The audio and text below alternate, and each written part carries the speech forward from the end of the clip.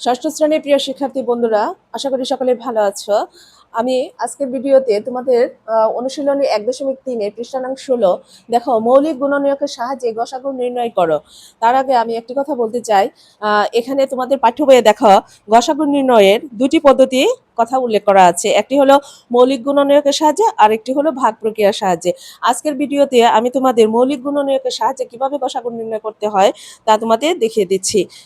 পরবর্তী ভিডিওতে আমি ভাগ প্রক্রিয়া গসাগু নির্ণয় দেখাবো। দেখো, মৌলিক গুণনীয়কের সাহায্যে গসাগু নির্ণয়। তার আগে বলি, মৌলিক সংখ্যা কোনগুলোকে বলা হয়। মৌলিক সংখ্যা হলো সেই সব সংখ্যা যে সংখ্যাকে এক এবং ওই সংখ্যা ব্যতীত অন্য কোনো সংখ্যা দ্বারা ভাগ করা যায় না। যেমন 2, 3, 5, 7, তারপরে হলো 11, 13, এগুলো হলো মৌলিক সংখ্যা। এগুলোকে ওই সংখ্যা এক এবং ওই সংখ্যা ছাড়া অন্য কোনো সংখ্যা দ্বারা ভাগ করা যায় না। এখানে আরেকটা কথা বলি, সেটা হলো এক এক কিন্তু মৌলিক সংখ্যা নয়। কারণ মৌলিক সংখ্যার ক্ষেত্রে অবশ্যই তোমার দুইটা গুণনীয়ক থাকতে হবে। এককে এক দিয়ে ভাগ করা যায়, আর কোনো সংখ্যা দিয়ে মানে এর কোনো গুণনীয়ক নেই। এই জন্য আমরা এককে মৌলিক সংখ্যা বলবো না। ঠিক আছে, আমরা এখন অঙ্কটি শুরু করছি। একের ক দেখো, 144। 144 কে আমরা বিশ্লেষণ করব তোমাদের পাঠ্য বইয়ে।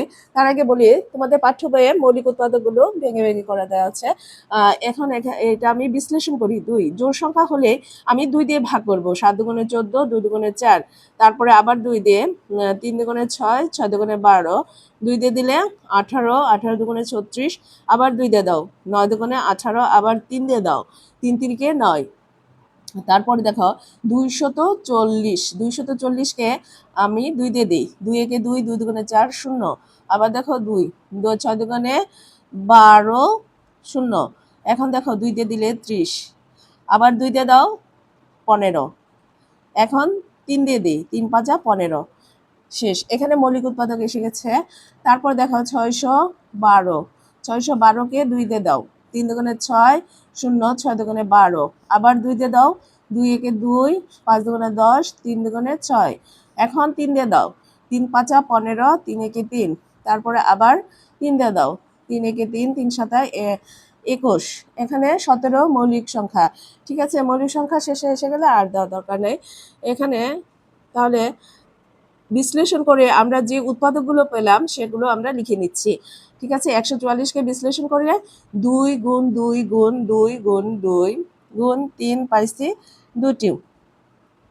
তারপর 240 একে বিশ্লেষণ করে আমরা পেলাম 2 গুণ 2 গুণ 2 গুণ 2 গুণ 3 গুণ 5। তারপর 612 একে বিশ্লেষণ করে পেয়েছি 2 গুণ 2 গুণ 3 গুণ 17।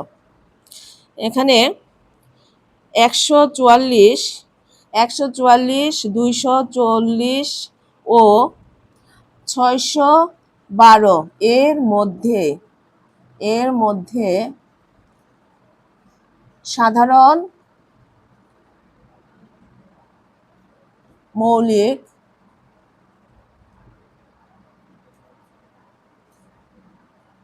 গুণনীয়কগুলো হচ্ছে, এখানে দেখাও সাধারণ কোনগুলা। 2 তিনটার মধ্যে আছে, এই 2 ও 3টার মধ্যে আছে, আর 3 আছে দেখো, এখানেও আছে, এখানেও আছে, এখানেও আছে।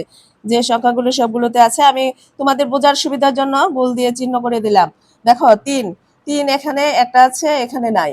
ঠিক আছে, তাহলে নেওয়া যাবে না। তাহলে এখানে হচ্ছে 2 ও 3। সুতরাং নির্ণয় গসাগু সমান 2 গুণ 2 গুণ 3 সমান 12। এটাই উত্তর। ঠিক একইভাবে তোমাদের পাঠ্য বইয়ে এই এই অংশটুকু এইভাবে বিশ্লেষণ করা নাই, সরাসরি 144কে ভেঙে দেখানো হয়েছে। ঠিক আছে, তোমরা যদি এইভাবে করো তাহলে তোমাদের ভুল হবে না, কোনো মৌলিক উৎপাদকই তোমাদের বাদ যাবে না এবং অঙ্কটি সহজে তোমরা করতে পারবে। বাকি দুটি অঙ্ক তোমাদের পাঠ্য বইয়ের তোমরা এই নিয়মে করলে সহজেই সমাধান করতে পারবে।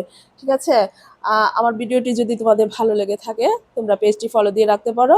আর তোমরা যদি ইউটিউব চ্যানেল থেকে আমার ভিডিওটি দেখে থাকো, চ্যানেলটি সাবস্ক্রাইব করে রাখবে। নতুন নতুন ভিডিও আপলোড হওয়ার সাথে সাথে তোমরা দেখতে পাবে। সবাই ভালো থেকো, সুস্থ থেকো, নিরাপদে থেকো। ধন্যবাদ।